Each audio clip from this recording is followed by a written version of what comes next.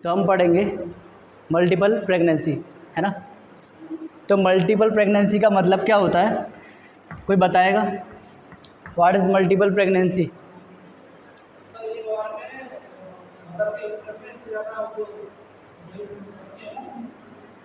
When two or more than two baby conceived at a time।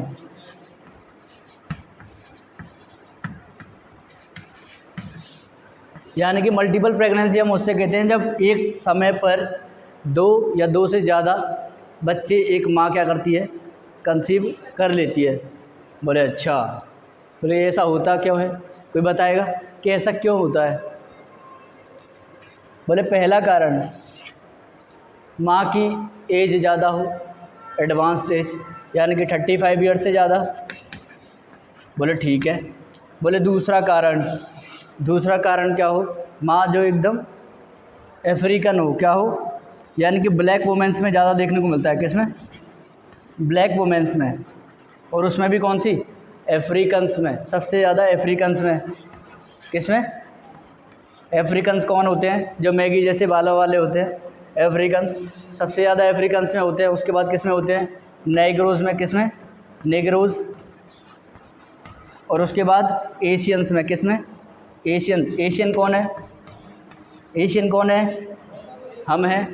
Africans कौन है? जो south Africa और north Africa में जो होते हैं। नेग्रोज़ मतलब ये भी ब्लैक ही होते हैं, ये बहुत ज़्यादा ब्लैक, ये उससे थोड़े कम ब्लैक, और ये और ज़्यादा थोड़े कम ब्लैक, यानी कि हम तो ब्राउन है ना, हम ब्लैक थोड़े ही है।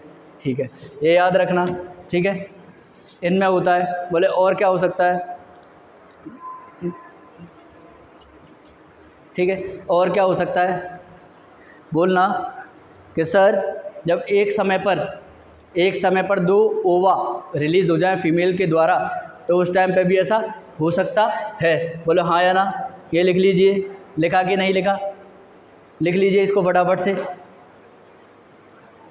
बोले जब एक टाइम पे दो ओवा रिलीज़ हो जाए, 2 ओवा एट अ टाइम, 2 ओवा एट अ टाइम। बोले हाँ या ना। बहुत बढ़िया।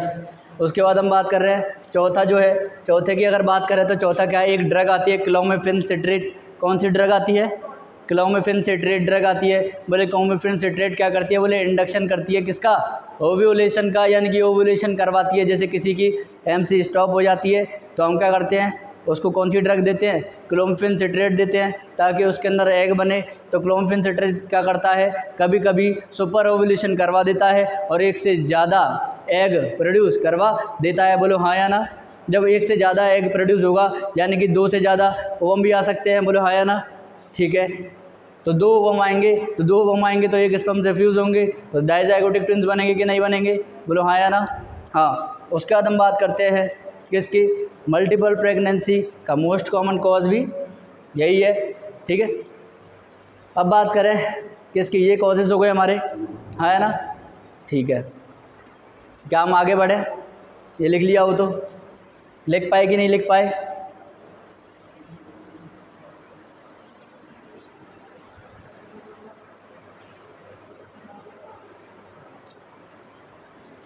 तो ध्यान से देखिए क्या पढ़ा रहे हैं हम? Multiple pregnancy. तो मल्टीपल प्रेगनेंसी के अंदर क्या होते हैं? ट्विंस होते हैं। क्या होते हैं? ट्विंस होते हैं। सबसे ज़्यादा कौन से ट्विंस होते हैं? तो बोलना डाइज़ाइगोटिक ट्विंस होते हैं। कौन से होते हैं? डाइज़ाइगोटिक ट्विंस होते हैं। कौन से होते हैं? डाइज़ाइगोटिक ट्विंस होते हैं। और दूसरा कौन सा होता है? मोनोज़ाइगोटिक ट्विंस होते हैं। बोलो आया ना। ठीक है, बोलो मोनोज़ाइगोटिक ट्विंस होते हैं। बोले मोस्ट कॉमन कौन से होते हैं? तो बोलना कि ये वाले होते हैं, यानी कि डाइज़ाइगोटिक सबसे ज़्यादा देखने को मिलते हैं। बोलो हाँ या ना। ठीक है, मोस्ट कॉमन जो देखने को मिलते हैं ट्विंस वो कौन से होते हैं? डाइज़ाइगोटिक ट्विंस होते हैं। बोले डाइज़ाइगोटिक ट्विंस के कैरेक्टर बताओ, क्या होते हैं डाइज़ाइगोटिक ट्विंस? कैसे बनते हैं डाइज़ाइगोटिक ट्विंस? कैसे बनते हैं? यानी कि 2 अलग अलग स्पर्म से 2 अलग अलग ओवा फ्यूज़ होंगे, और मोनोज़ाइगोटिक में एक ही से फ्यूज़ होंगे। क्या? बहुत बढ़िया। फिर हम बात करते हैं डाइज़ाइगोटिक ट्विंस जो है, इसके अंदर भी क्लासिफिकेशन होता है। बोलो क्या होता है? इसके अंदर भी क्लासिफिकेशन होता है। बोलो इसके अंदर क्या क्लासिफिकेशन रहेगा डायजाइगोटिक के अंदर, बताओ। नहीं पता? मोनोजाइगोटिक का कुछ पता है क्या?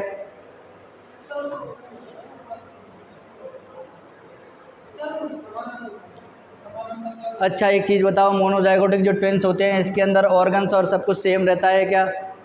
बच्चे के कैरेक्टर सेम रहते हैं, तो कैरेक्टर्स क्या रहेंगे इस पे बच्चे के? सेम रहेंगे। बोलो हाँ या ना? कैरेक्टर्स क्या रहेंगे? सेम रहेंगे, लेकिन इसमें कैरेक्टर क्या रहेंगे? डिफरेंट रहेंगे। बोलो हाँ या ना? कैरेक्टर क्या रहेंगे इसमें? डिफरेंट रहेंगे। ये बात आ रही है समझ में? ठीक है। उसके बाद हम बात करते हैं डायजाइगोटिक ट्विंस के अंदर और क्या होता है। अच्छा एक चीज़ तो मैं बताता हूँ, मल्टीपल प्रेगनेंसी हमने अभी पढ़ा था कुछ देर पहले कि सबसे ज़्यादा मोस्ट कॉमन कॉज किसका होता है? एटोनिक यूट्रस का, है ना? ठीक है, ये चीज़ याद रखना, सारी की सारी चीज़ें एक दूसरे से जुड़ी हुई है। ठीक है, ये लिख लीजिए, अभी बताता हूँ आगे। तो मैं सीक्वेंस में बताना ज़रूरी है क्योंकि अभी मैं लिखवा रहा हूँ, तो इसलिए देखते हैं।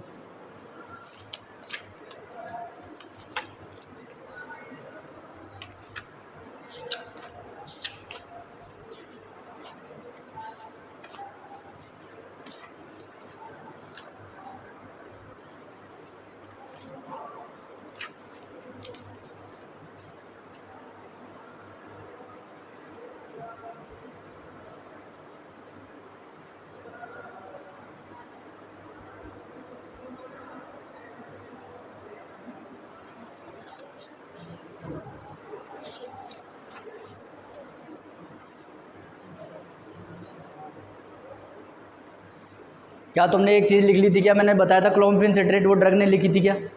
क्लोमिफेन सिट्रेट और लिख लो उस कॉजेस में। क्लोमिफेन सिट्रेट, ये drug clomiphene citrate, clomiphene citrate, ये क्या करवाती है? सुपर ओवुलेशन क्या करवाती है? सुपर ओवुलेशन करवाती है। बोलो हाँ या ना? लिख लीजिए इसको। सुपर ओवुलेशन करवाएगी तो 2 से ज़्यादा ओवम आएंगे, या फिर 2 ओवम आएंगे तो क्या होगा? जो स्पर्म है वो इसके साथ फ्यूज़ होंगे और क्या होगा? 2 बच्चे बन जाएंगे। हाँ या ना? ठीक है, सुपर ओवुलेशन का मतलब ही यही होता है। ठीक है,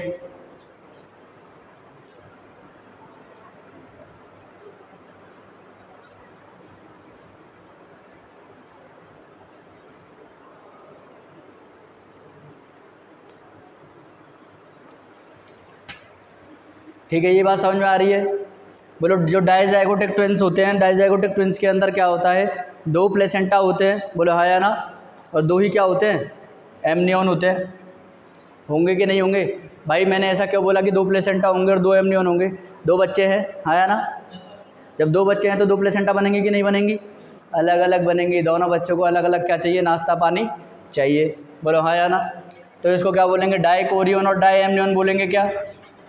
डाइकोरियोनिक एंड डाई एमनियोनिक बोलेंगे। क्या बोलेंगे? डाई एमनियोनिक। किसको बोलेंगे? डायजाइगोटिक ट्विंस को बोलेंगे। लिख लेना इसके नीचे ट्विंस। बोलोगे सर आपने तो लिखा ही नहीं था, हम क्यों लिखें? मुझ पर एक एहसान करना, इसको लिख लेना।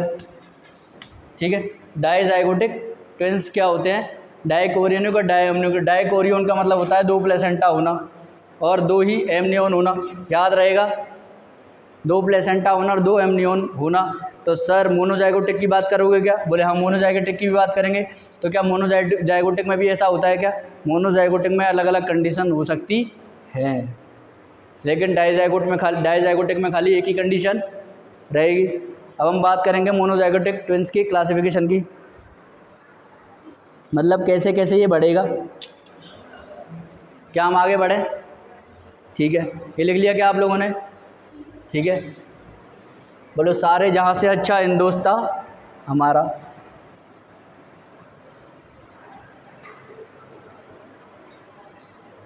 ठीक है, तो मैंने अब तक क्या बताया? मल्टीपल प्रेगनेंसी क्या होता है? मल्टीपल प्रेगनेंसी क्या होता है?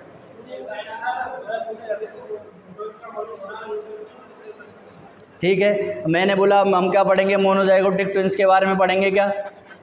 बोले मोनोजाइगोटिक ट्विंस के बारे में पढ़ेंगे सर, मोनोजाइगोटिक ट्विंस के बारे में पढ़ेंगे। बोले सर कि 4 दिन के बाद क्या होता है, आफ्टर 4 डेज़ क्या होता है, डिवाइडेशन होता है। क्या होता है? डिवाइडेशन होता है, डिवाइडेशन होता है आफ्टर। ठीक है, तो सबसे पहले ये कैसे रहती हैं, डाइकोरियोनिक और डाई एमनियन। सबसे पहले कैसी रहती हैं, डाइकोरियोनिक और डाई एमनियन, यानी कि शुरुआत में ऐसी रहेंगी क्या, डाइकोरियोनिक एंड डाई एमनियन।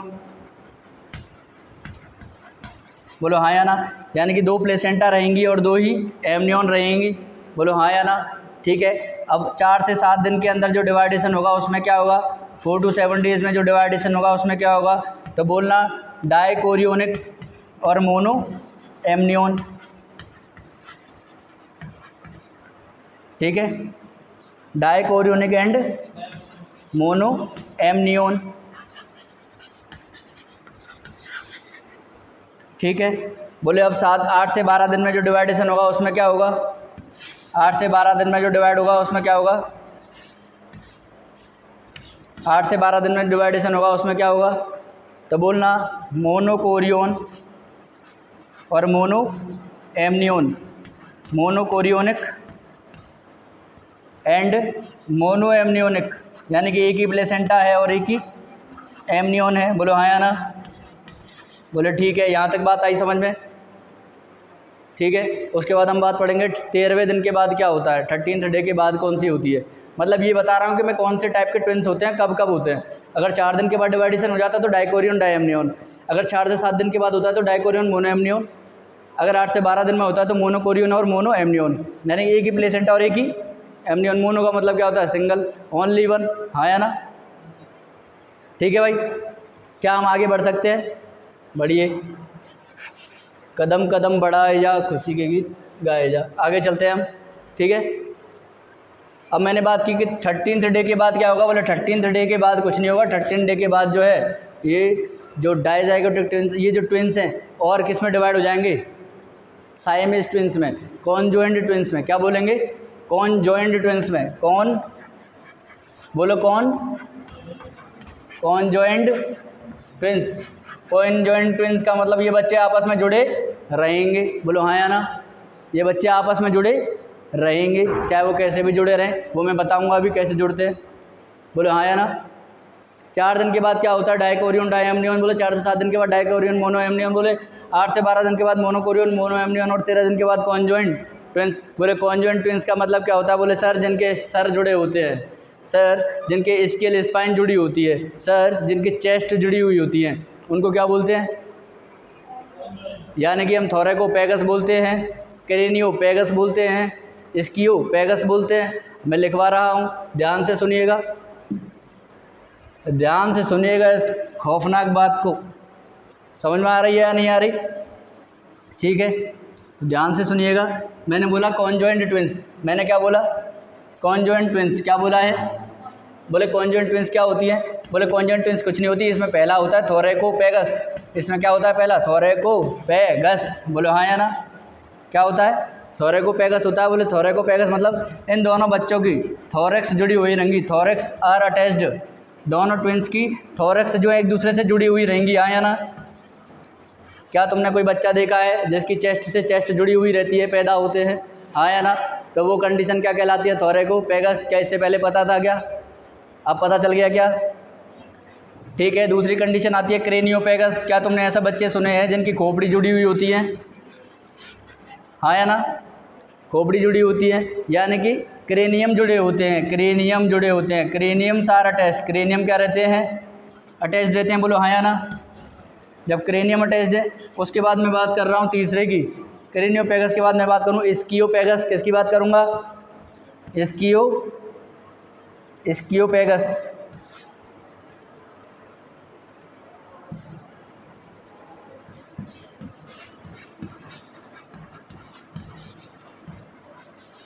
बोलो स्कियोपैगस क्या होता है, जिनकी स्केल स्पाइन जुड़ी होती है। हाँ या ना, जिनकी क्या जुड़ी हो, स्केल स्पाइन जुड़ी हो। बोलो हाँ या ना, जिनकी स्केल स्पाइन जुड़ी हो। आ रही है बात समझ में? तो ये बात समझ में आई कि 13वें दिन के बाद जो ट्विंस बनते हैं उन्हें क्या बोलते हैं? कॉन्जॉइंट ट्विंस बोलते हैं। कॉन्जॉइंट ट्विंस में क्या होता है? ये आपस में जुड़े हुए रहते हैं। तो सबसे पहला कौन सा होता है? थोरैकोपैगस। थोरैकोपैगस में क्या होता है? इनकी क्या होती है? थोरैक्स जो है वो जुड़ी होती है। और दूसरा क्या है? क्रेनियोपैगस। क्रेनियोपैगस में बोलो क्या जुड़ा रहता है? क्रेनियम जुड़ा रहता है। और बताओ आगे क्या है? ठीक है, इस्कियोफैगस में क्या जुड़ी रहती हैं? Scale spines. क्या जुड़ी रहती है? स्केल स्पाइन, यानी कि पीछे से जुड़े रहते हैं ये इस पोर्शन से। ये जो पोर्शन है इसको इधर क्या होता है? स्केल स्पाइन होती है और इसको क्या करते हैं? जुड़े रहते हैं। ठीक है, सॉरी स्केल स्पाइन से नहीं जुड़े होते, खाली स्केल पोर्शन से जुड़े होते हैं। स्केल स्पाइन तो हमारी पेल्विस में होती है। ठीक है, याद आ गया? स्केल स्पाइन जिस पे तुम बैठे हो उसी को बोलते हैं स्केल स्पाइन। हाँ या ना? क्या तुम्हें पता है हम किस पे बैठे हैं? अपने पेल्विस पे बैठे हैं, है या ना? और पेल्विस में सबसे नीचे वाला पोर्शन होता है उसे क्या बोलते हैं? स्केल स्पाइन बोलते हैं। क्या बोलो? हाँ। तो ये क्या है? याद आ गया? ठीक है, तो थोरैकोपैगस, क्रेनियोपैगस, इस्कियोपैगस। तो इसमें मोस्ट कॉमन कौन सा होगा? सबसे ज़्यादा कौन सा देखने को मिलता है जिनकी चेस्ट जुड़ी होती है? ठीक है, सबसे ज़्यादा कंडीशन कौन सी देखने को मिलती है? थोरैकोपैगस। एम्स 2017 में पूछा हुआ सवाल। ठीक है, थोरैकोपैगस क्या होता है? ठीक है, कॉन्जॉइंट ट्विंस कौन से दिन बनते हैं? ये क्वेश्चन पूछा जाता है। आ रही है बात समझ में? ठीक है, अब हम आगे बढ़ते हैं कि इसको रोकेंगे कैसे। मल्टीपल प्रेगनेंसी तो हो गई, वो तो होगी, वो रुक ही नहीं सकती। ठीक है, क्योंकि हमें नहीं पता कि मल्टीपल प्रेगनेंसी होने वाली है या नहीं होने वाली। हम भगवान थोड़ी हैं, क्या हम इसको एस्टिमेट कर सकते हैं? क्या नहीं कर सकते? बोलो हाँ या ना? ठीक है, क्या हम आगे बढ़ें? क्या इसको हम सही कर सकते हैं? क्या हाँ, बोलो कैसे कर सकते हो? अच्छा, थोरैकोपैगस वाले जो बच्चे होते हैं इसमें क्या होता है? एक बच्चा तो इसमें सुकड़ा हुआ रहता है और एक बच्चा खूब हेल्दी होता है, एकदम मस्त। ऐसा क्यों? एक होता है डोनर और एक होता है रिसीवर। अरे भाई, ये दो बच्चे हैं, ये क्या हैं? दो बच्चे हैं। बोलो हाँ या ना? एक तो ये है और एक बच्चा ये है। बोलो आ रहा है समझ में कि नहीं आ रहा? बोलो ये पहला बच्चा है, ये दूसरा बच्चा है, ये दोनों ही किस में है? माँ के यूट्रस में है। बोलो हाँ या ना? ये दोनों जुड़े हुए हैं किधर से? मान के चलो इनका चेस्ट जुड़ा हुआ है आपस में। बोलो हाँ या ना? बोले अगर इनका चेस्ट जुड़ा हुआ है तो मान के चलो एक बच्चा क्या है? बड़ा है। एक बच्चा जो है साइज़ में बड़ा है। मान के चलो ये बच्चा जो है साइज़ में बड़ा है, ये बच्चा जो है साइज़ में बड़ा है, ये बच्चा साइज़ में बड़ा हो रहा है और ये बच्चा कैसा रहा है? पतला हो रहा है। क्या समझ में आ रहा है तुमको? ये साइज़ में बड़ा हो चुका, ये साइज़ में छोटा हो गया। इसका मतलब ऐसा मान सकता हूँ क्या इसका जो ब्लड है वो इधर आ रहा होगा? क्या यानी कि ब्लड की सप्लाई इधर से इधर हो रही होगी? क्या हाँ या ना? क्यों हो रही होगी? वो बच्चा क्या है? पतला है और ये बच्चा क्या है? हेल्दी है। बोलो हाँ या ना? ठीक है, इसलिए हम डोनर किसको बोलेंगे? बोले डोनर तो ये हो गया, ये क्या हो गया? डोनर चाइल्ड हो गया। और ये कौन सा हो गया? रेसिपिएंट चाइल्ड हो गया। याद रहेगा क्या? तो अब ये बताओ, अब तुम हेल्दी बच्चे को उड़ाओगे या फिर मरे हुए बच्चे को उड़ाओगे, यानी कि बिल्कुल ख़त्म है उसको निकालोगे? तो सोचो और समझो, बताओ क्या डिसीजन करोगे आप? अरे मूर्ख, हेल्दी बच्चे को क्यों निकालेगा भाई? इसको निकालेंगे ना हम। अबे ससुरा क्या बोल रहे हो? माँ है, मान के चलो माँ है। कौन है? मान के क्या चल रहे हो? माँ तो होती है ना? एक माँ है, माँ की है एक प्लेसेंटा। क्या है? एक ही प्लेसेंटा है। और एक ही प्लेसेंटा किसको सप्लाई कर रही है? इस बच्चे को कर रही है और इसको भी कर रही है। ठीक है, जब इन दोनों को सप्लाई हो रही है, लेकिन ज़्यादा सप्लाई किसको हो रही है? ठीक है, ज़्यादा सप्लाई इसको हो रही है, तो यानी इस बच्चे का जो ब्लड सप्लाई है वो भी इसको जा रहा है, यानी कि ये डोनर हो गया। इसका जो ब्लड है वो भी इसको जा रहा है, क्योंकि जुड़े हुए हैं आपस में। समझ गए बात को? जुड़े हुए हैं तो ब्लड इधर से इधर जाएगा, न्यूट्रिएंट इधर से इधर जाएंगे। ठीक है, तो हम क्या करेंगे? इस बच्चे को निकाल देंगे। बोलो हाँ या ना? यही क्या है मल्टीपल प्रेगनेंसी का एक इलाज? बोलो हाँ या ना? ऐसा कर सकते हो क्या? इसको क्या बोलते हैं? इसको बोलते क्या हैं? इसको बोलते हैं एमनियो रिडक्शन। क्या बोलते हैं? एमनियो रिडक्शन। तो इसका मैनेजमेंट क्या हो सकता है? तो बोलना भाई एमनियो रिडक्शन। एमनियो रिडक्शन का मतलब ये है कि हमको आइडेंटिफाई करना है कि हम किस बच्चे को हटाना चाहते हैं तो हम किसको हटाएंगे? जो अनहेल्दी रहेगा और वीक रहेगा। बोलो हाँ या ना? अनहेल्दी और वीक बच्चे को हम निकाल देंगे। बोलो हाँ या ना? ये बात समझ में आ रही है? तो यही समझ में आनी चाहिए। होने के बाद कब निकालोगे? प्रेगनेंसी हो चुकी है, मल्टीपल प्रेगनेंसी है, 2 बच्चे अंदर हैं ऑलरेडी, हमें निकालना है एक को, कंप्लीशन हो जाए तब निकाल दो, या फिर पहले निकाल दो अगर वायबल है तो। ठीक है, याद रहेगा। यही था तुम्हारा मल्टीपल प्रेगनेंसी। आ रही है बात समझ में? तो एक बार हम क्या करेंगे, इसका क्या करेंगे, समरी करेंगे। तो मल्टीपल प्रेगनेंसी एक ऐसी कंडीशन जिसमें क्या होता है, 2 ओवा या 2 स्पर्म आके फ्यूज़ हो जाते हैं, जिसकी वजह से क्या होता है, एक से ज़्यादा बच्चे जब वॉम्ब के अंदर हमें देखने को मिलते हैं तो that condition is called multiple pregnancy. या तो ये ज़्यादा एज की वजह से हो सकता है, या फिर किसकी वजह से, अफ्रीकन्स में हो सकता है, या फिर सुपर फेकेंडिशन में हो सकता है, या फिर सुपर फिटेशन में हो सकता है, या फिर किस में हो सकता है, क्लोमिफेन सिट्रेट ड्रग की वजह से हो सकता है, या फिर क्रोमोसोमल डिफेक्ट की वजह से भी ऐसा हो सकता है। बोलो हाँ या ना? बोले डाइजाइगोटिक और मोनोजाइगोटिक ट्विंस होते हैं। बोले डाइजाइगोटिक जो सबसे मोस्ट कॉमन होता है, हाँ या ना? डाइजाइगोटिक में डाइकोरियन और डायमनियन होता है। बोलो हाँ या ना?